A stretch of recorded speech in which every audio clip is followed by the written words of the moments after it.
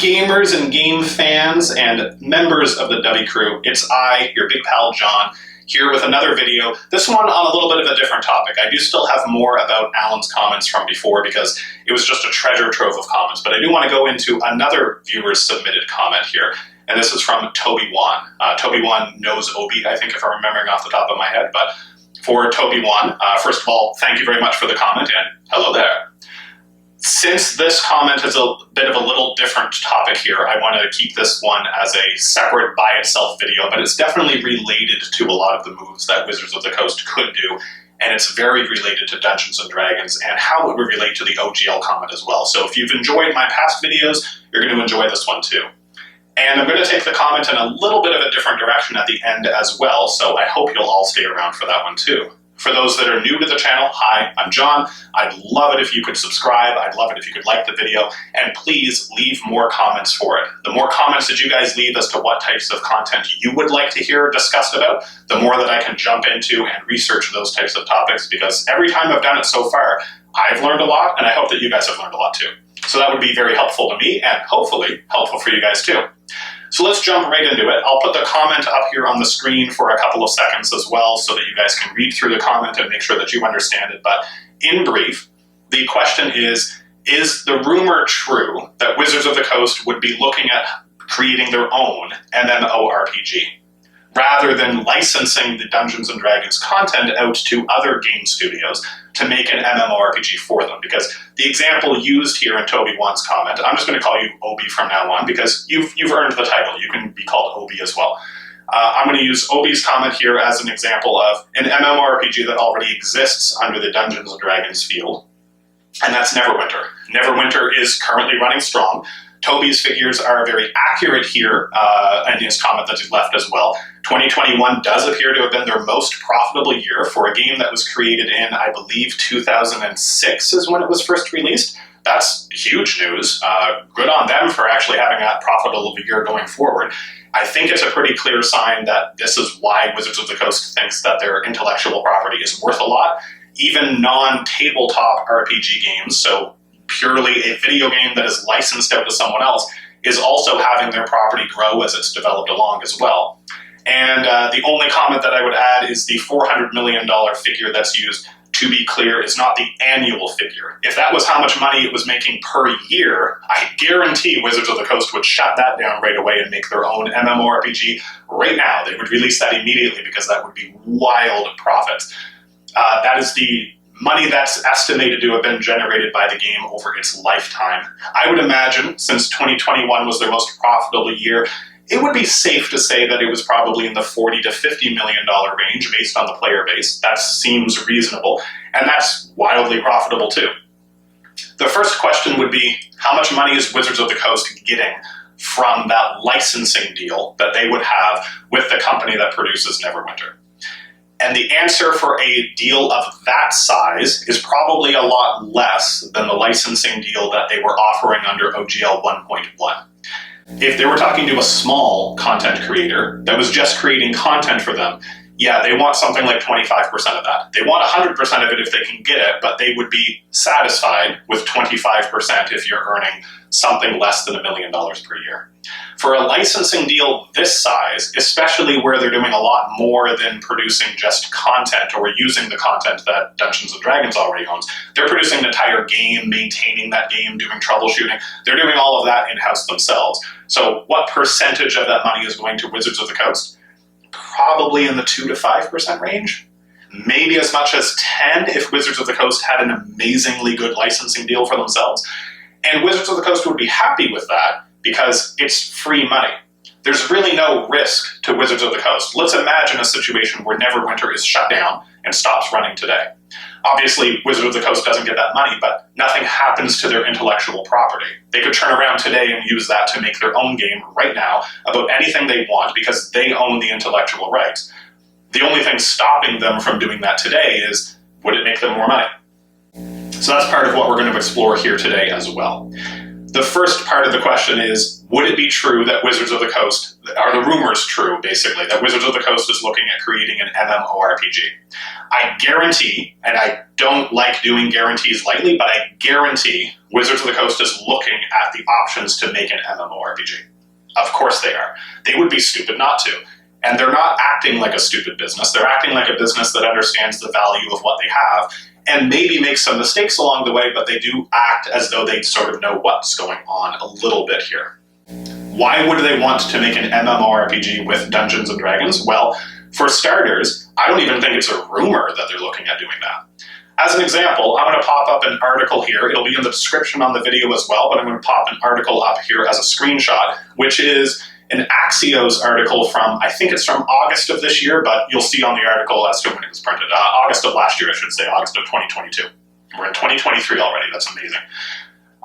In this article, they're essentially talking with Tim Fields, and Tim Fields is a relatively new hire with Wizards of the Coast. He's had a long gaming history, and I think his title with Wizards of the Coast is General Manager of Digital Gaming. Essentially, he's in charge of making the video game content. We already know that the CEO of Wizards of the Coast, Cynthia Williams, has a history with Microsoft through Xbox as well. So the CEO of Wizards of the Coast has at least a CEO-level understanding of virtual gaming and digital gaming. And they have their own gaming division. Hasbro is pretty involved in this as well. Between Wizards of the Coast and their other properties, so through Hasbro directly, did you know that they have 6 in-house game studios already? 6 separate ones.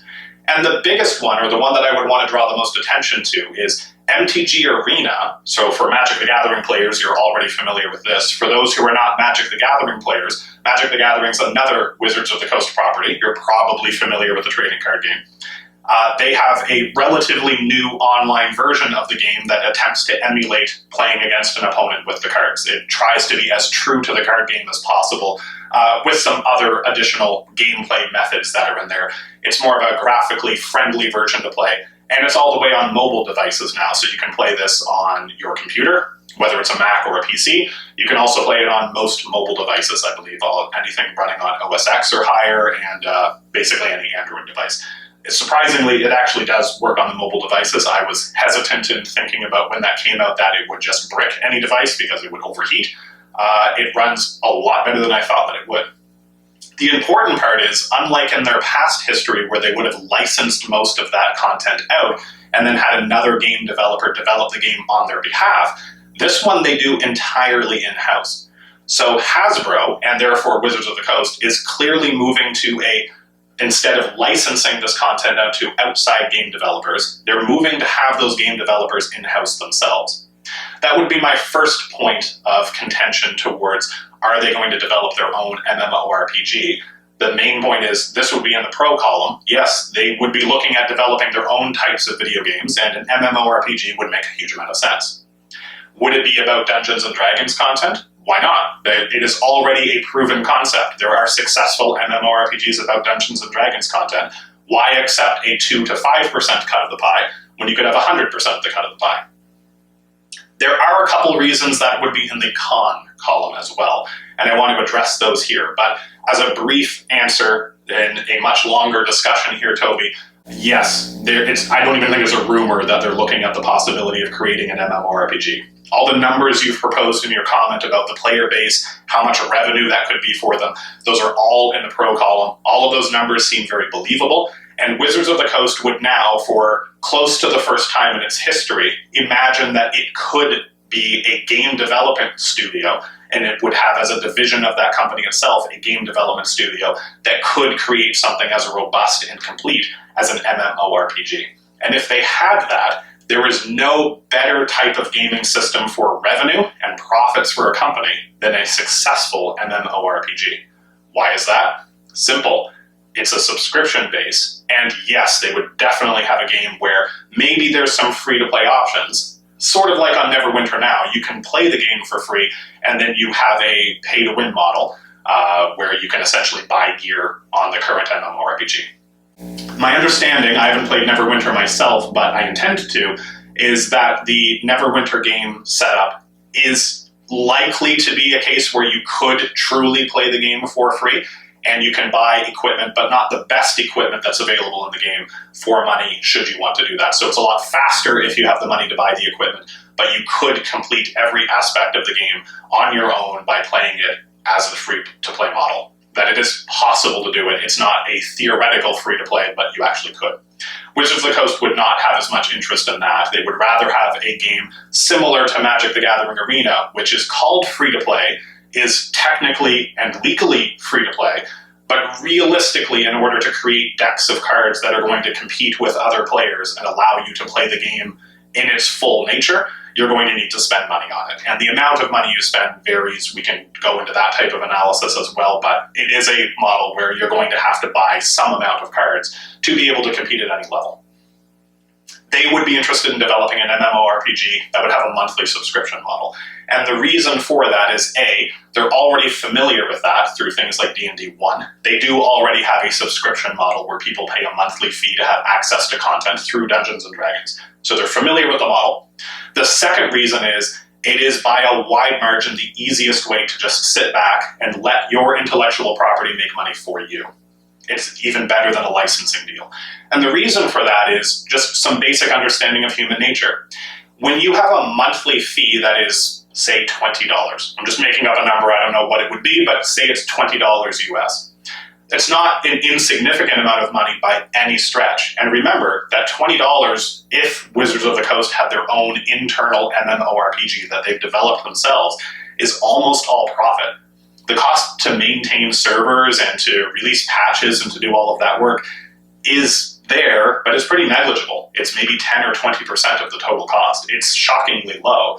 Much of the rest of the cost would already be absorbed by D&D. What new content would be pushed to that game? Well, everything D&D is already working on for their tabletop game. They can just translate that into an online game. It's not as simple as take book and plug into computer. I get that. But a computer programmer can essentially do that. And if you already have the root game in place, a lot of that payment just keeps coming in and churns into pure profit for you. So let's say they made 80% profit off of that amount. Let's even cut it down to something really conservative, like 50%. So $10 every month just goes right into line Wizards of the Coast pocket. That's all that it does. It just sits there and lets them explore more content or buying other companies or smoking it to like cigars or whatever they want to do with that extra money. They just get to use it as pure profit. You as a person are out $20 a month. So this, I'm sure, has happened to all of us as gamers, or as anyone who's got a gym membership, or as anyone who's got a Netflix membership, or any other type of subscription-based model. Have you ever stopped using that service? Did you remember to cancel your bill? I bet the same thing has happened to you. I work with finance all the time, and I've forgotten to cancel a membership that I have. And then what happens to me, and I'm sure happens to most other people too, and all of our polling and internal data from working for companies who rely on subscription models shows the same thing. Let's say you're on the way to work, and you get the notification. Here in Canada, a common thing happens. I have a subscription model, for example, to a Magic the Gathering card database on MTG Goldfish. If you're familiar with that one, great. It's a great service, I recommend it. But it costs something like $8 US a month. But it's in US money because they're in the United States. So I have it come out of my credit card every month. And it ends up being, I don't know, $10 a month Canadian. But because it's an international purchase, I get a notice every single time on my credit card that there's an international purchase. And I get a notice and I get an email. I get a text message, I should say, as a notice. So I'll often be at work or something like that, and I'll see the text message come through. Now, in my case, I use that service all the time, so I'm happy to see, oh, okay, great, it's my MTG Goldfish one. But let's say that I was paying for Neverwinter or some other MMORPG where I'm actually paying a subscription fee to have a service. I'm going to see that charge come out, and I'm going to say, man, I don't even use that. I didn't even go to the gym this month. I should cancel that. But I'm at work. I can't cancel it right now. Don't worry, I'll remember to cancel it. I'll remember when I get home to just log online and cancel it. It's super easy to cancel it. No one will stop me from canceling it. I just have to remember to log on and do it. But I'm good at remembering things. I'll remember to do that. And then you don't remember, and you forget. And there's no other notice about it. And so another month goes by, and then I have another one come through, and I say, damn it, I knew I was meant to cancel something. I knew that I was meant to do it. I'll definitely do it this time when I come home. Do you know how many people pay for a service for years without canceling it? At that point, It's not 50% profit for Wizards of the Coast. It's not 80% profit. It's 100% profit. They're not even using the service anymore, but they're still paying exactly the same amount of money for it. Do you think Wizards of the Coast or any other company doesn't want that type of service? Of course they do. So all of that goes into the pro column. Yes, I guarantee Wizards of the Coast is looking into the options they would have to develop an MMORPG. Great, that's in the pro column. What's in the con column for them? And there's a lot in the con column as well, so what's over there for them? Well, for starters, in the con column, we would have the fact that there is already a Dungeons & Dragons MMORPG. Here's a figure that I don't know, and anyone listening to this, if you have some idea on how to track down a figure like this, let me know, because I'd really appreciate that, because I can't quite wrap my head around how to try to determine what this figure would look like. Let's say that Wizards of the Coast decided that they wanted to release an MMORPG, and they were ready to release right now, so they were ready to have that announcement. The first thing they'd have to do is shut down the other MMORPGs. Can they do that? Yeah, they can. They can say, this licensing agreement is over. It's not going to be free. They're going to have to cancel that. And this isn't like the OGL, where the people that are upset about it are much smaller companies. The ones who actually create and run the MMORPG that's in place right now, they're about the same size as Wizards of the Coast. Now, Hasbro's bigger, and if I were a betting person, I would say that they'd find a way to settle that out of court, and Neverwinter would be forced to shut down. It would not be free. Settling out of court does not mean you realize that you were wrong and you walk away. It means Wizards of the Coast, through Hasbro, would be paying likely a large sum of money to say, we no longer want to be part of this licensing agreement, stop using our property. And in the case of Neverwinter, I doubt it would be able to survive if they had to try to rewrite everything, have everything retooled within their game to be the same game but not Dungeons & Dragons. That'd be too onerous for them to do. I don't think they would survive that. So it would be possible for Wizards of the Coast to shut down Neverwinter. Another option would be, could they just buy the game company? And then they don't have to shut anything down. They just take it from this pile, from another company, and move it under the Wizards of the Coast branch. The company is so big that I don't think that would be worthwhile. I guarantee people have had that conversation, but I don't think the math would have worked out for them. It takes a lot of risk and a lot of debt or leverage to be able to do that, and I don't think they have it. I don't think they would want to have it. They could probably technically do it, but they'd have to borrow a lot of money to do it. Wizards of the Coast has a lot of profit, but not so much that they can buy the entire game company that makes Neverwinter and all the other games that they run too. So buying it's out of the question. Shutting it down is possible but expensive. But if they shut it down, do you think all the player base from Neverwinter would just move over to the new D&D MMORPG that Wizards of the Coast created? Even if there was no gap in time between those two things, would they just have their subscription canceled here and just migrate it over here? Some would. Maybe most would. Maybe they like D&D that much. But a large number would say, I was only playing Neverwinter because I've played it for so long. Now that it's shut down, I'm not really interested in starting over. Even though it's a very similar game, I'm just not interested in doing that. I'll probably just go play World of Warcraft or something like that. And then Wizards of the Coast doesn't get any of that revenue. Other people might be attracted to a new game that was developed in 2023 instead of a game that was released in 2006 or 2009, whenever the game was actually released for the first time there. That's possible too. That's great.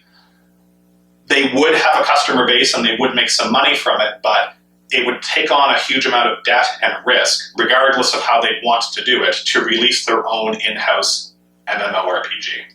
So all of that said, what would help be a deciding vote for me? Because right now, I'm at a coin flip. I would say that they are definitely considering it, and they're definitely looking for a path to develop an MMORPG, but I don't see how they could do it profitably because they already have money coming in through a licensing agreement that they don't have to do anything for under their current MMORPG that's developed. This is a little different than the OGL because it's not as easy for them to say, you guys are so much smaller than us, you're way down here, you're just ants to us, the human, we can just shut you down. We don't even have, it doesn't matter if you fight back, we can just shut you down. This game company's got an ability to push back, and they don't have an OGL licensing agreement, they would have some separate agreement with Wizards of the Coast. That separate agreement likely has a lot more legal defense for both companies throughout it than the open-ended OGL that is a completely different beast. So knowing all of that, at the moment, I'm at a coin flip. I think it could go either way. They're definitely thinking about it, but I don't think they see a path to get it just yet. To decide the difference between the coin flip, there are two things that I would ask everyone to look for. One involves a lot of work, but if you're really curious about it, here's how you could get the inside scoop. Wizards of the Coast has public job postings, and they are currently looking for video game developers. What type of experience do they want those video game developers to have? Look into that, and look into what's happening in the future as well. If someone were to check that on a regular basis, what types of video game developers are they looking for? What type of experience are they looking for? Are there certain companies that they're looking to poach employees from? The second place you could look would be LinkedIn. People that have started working for Wizards of the Coast, what was their job history before? If you noticed Wizards of the Coast, or Hasbro as a greater entity as well, starting to hire more game developers, and those game developers have worked on games like World of Warcraft, have they worked on other MMORPGs? If they have, that's a pretty clear signal Wizards of the Coast is making their move. If it's a few of them, no, that's not enough to do it. But if you see that they're clearly going in that direction, that they're clearly signaling, we are now hiring this type of game developer, that's the move that they're doing. And you would have advance notice of that. It's probably still years away at that point, but you would have some advance notice of it. The second thing that would be a deciding factor for Wizards of the Coast, and this would be more of that data analyst closed door conversation that people would have within Wizards of the Coast, what amount of the player base do you suppose plays Neverwinter that are really big D&D fans as compared to people that play Neverwinter because it's their favorite MMORPG, and the fact that it's about D&D is just a coincidence? If you could figure out something like that, if anyone could figure out that type of data, that would be the deciding factor that Wizards of the Coast would look for as well. What I mean by that is, how many of the people will follow the D&D infrastructure regardless of where it moves? Because then they could be confident they could close down the current MMORPG, because they wouldn't want to operate in parallel and compete with them, of course. They could close down the current MMORPG, and they could be confident that most of the player base would actually move over to the new one, because they have to play whatever the D&D thing is.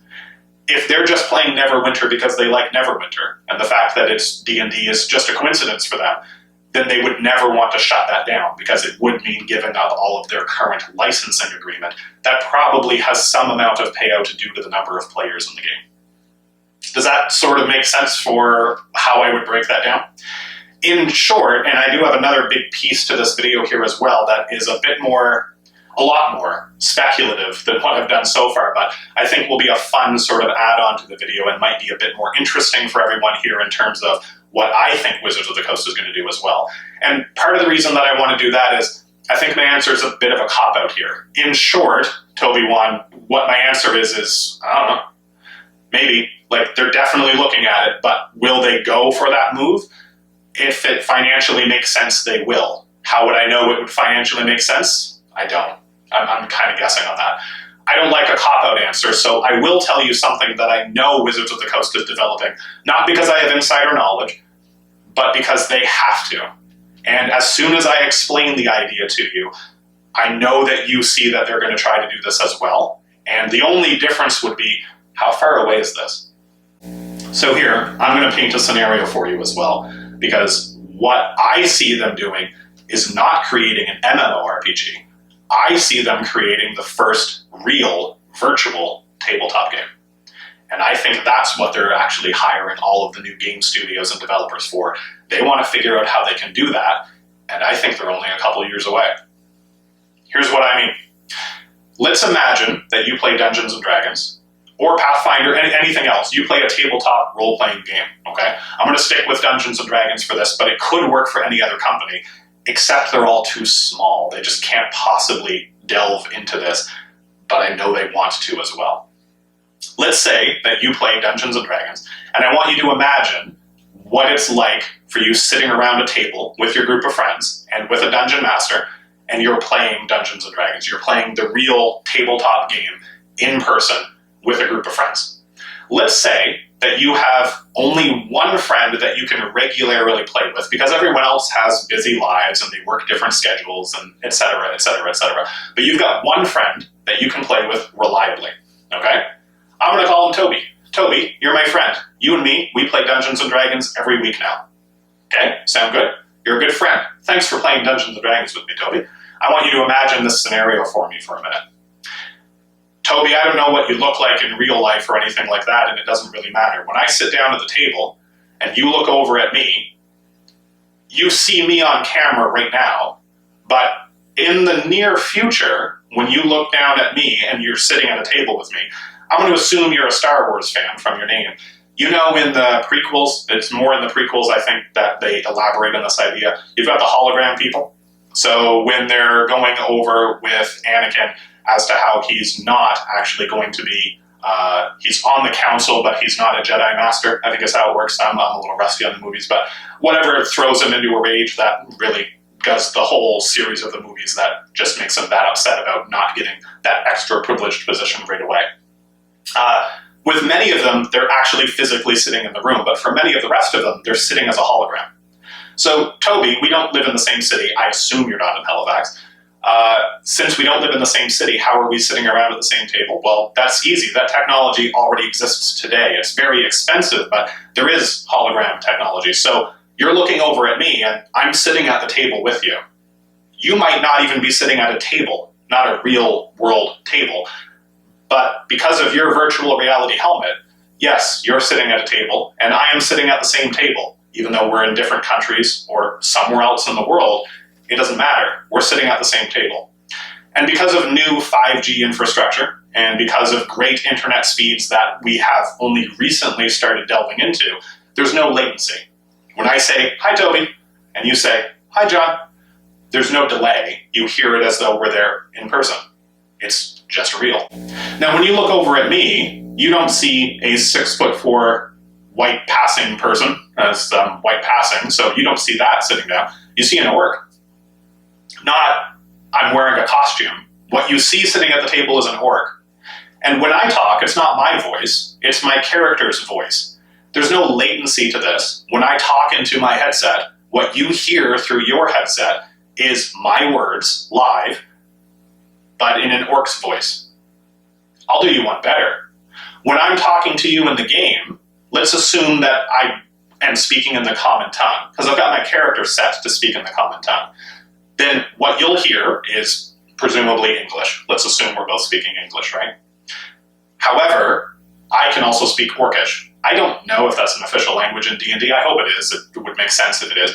I can also speak Orcish. And let's say that you are a different character. When I look over at you, I see a dwarf. You don't understand Orcish. So when I'm speaking Orcish, you hear Orcish.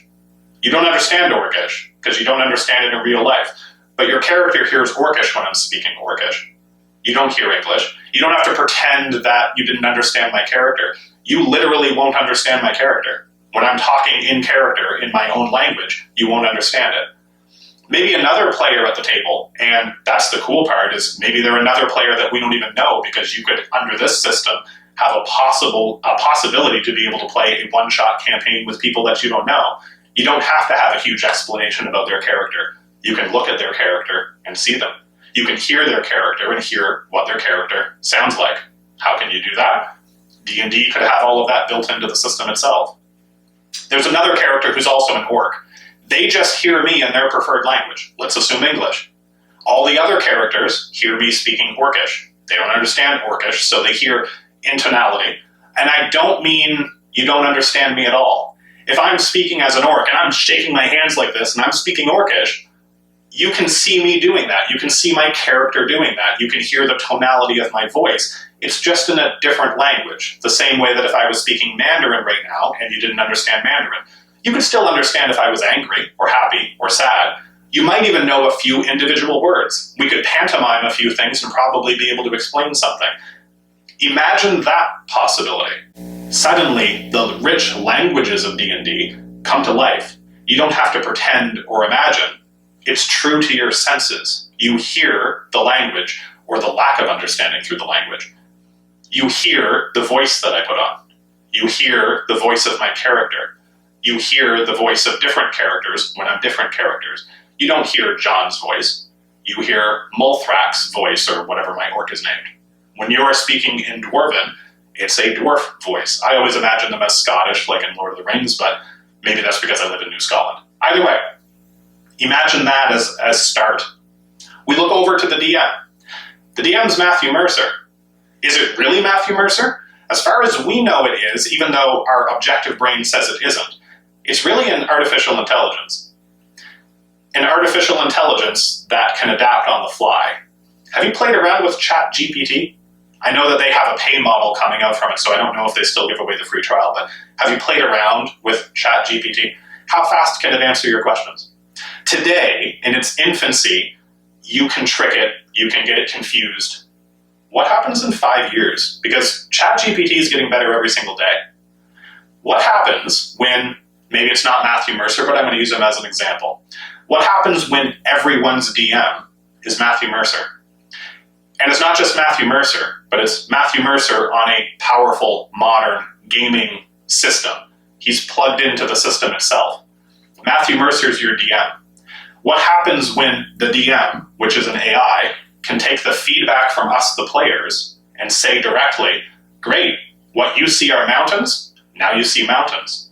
And you do see mountains through your helmet. We all see mountains, but we don't see the same mountains. For example, what if my character's, I don't know, colorblind? Then what I see is black and white mountains, and what you see are the rich red colors of those mountains that we're in. I couldn't see it because I'm colorblind. Imagine the immersion of how this character development would work. What we just created isn't even just tabletop role-playing game. We created the real first role-playing game that is like a tabletop game, that has the same graphics as what you would expect of a tabletop game. Your character you see on the character on the map. It's like a heads-up display for you. You don't even need the table in front of you. When you roll a perception check and you score really well, the monsters that were fuzzy before come into clarity. You actually see and experience what the roles are. Today, very good DMs and very good playgroups can emulate a lot of that. And will it emulate perfectly your human imagination? No. But if any of that sounded exciting for you, all of that technology exists today. Did you know that there are haptic receptors that you can actually have attached to your hands and your skin that will make you feel cold? How will that experience your gameplay if when you're in a snowy environment, you really do feel snow falling around you? You really do feel cold. And when your gaming partner standing behind you is speaking a different language, you hear them behind you, not in the table next to you. What's that immersion like? That's what Wizards of the Coast is working on. That's also what every other game company is working on right now. The only thing stopping them is to emulate that experience today is probably tens of thousands of dollars per person. But that technology is getting cheaper every single day. Here's my question for you. If you had disposable income today, I don't know if you do as a viewer, but say that you have disposable income. How much would you pay Wizards of the Coast so that your weekly D&D group or daily D&D group, you could play as often as you want because to an AI, it's all the same. It doesn't matter. They don't sleep. They don't have to rest. They can deal with all of that feedback coming in. How much would you pay for your D&D experience to always be, let's say, 95% of Matthew Mercer? What would you pay so that instead of just sitting around a table with your group of friends, you get to feel the adventure? That's what they're working on doing. And I don't think it's 20 years away. I don't think it's 10 years away. I think that type of virtual experience is a few $1,000s per year, which is maybe very expensive for some people. And then for other people, if this was a monthly subscription, say that was the equipment that you could rent, or even better, say it was equipment that you could rent to be able to play at your local game store, so you don't have to own the equipment. You come in and you pay, I don't know, $50 a session to do that. Are you telling me that you wouldn't pay $50 for a 3-hour session where your DM is always the highest caliber DM? Your play group, even if they don't live near you, gets to be a real tabletop experience. Even though it's virtual, it will feel more real than the most real tabletop experience. What would you pay for that? Wizards of the Coast would like to know. So would Paizo Games. So would Bethesda. All of them would like to know what you'd pay for that, and we know that's the path that it's going. Every technology I described, the translation technology, the ability to hear different languages compared to what the speaker is actually saying, all of that exists today. It already exists. AI is already better at writing scenarios than about 95% of writers. The 5% that it's left to go is a big 5%. That's the difference between recognizing it's an AI and it's a real person. Do you think we're 10 years away from that replacing most writers of campaigns? Do you think we're 10 years away from everyone having that DM experience, waiting for them to just log onto a server and have it ready to go? I don't. I would say 2027. That's about when you'd be looking at that. Will Wizards of the Coast crack that code before Bethesda does? Will they figure out a way to do that? Bethesda might figure out how to do it for Elder Scrolls. They might figure out how to do something similar. But Wizards of the Coast would be, or Hasbro, would be the only company that could figure out how to take a tabletop role-playing game and use that to shut down every MMORPG. Because why would you play an MMORPG when that could be your gaming experience? I'll leave that as some food for thought. If that seems exciting to all of you, let me know, because I know more about the development of AI and things of that nature and what companies are doing with it as well. If you're curious what that type of gaming experience would look like and what that would feel like and what's actually happening in the world, I have some insider knowledge on that too.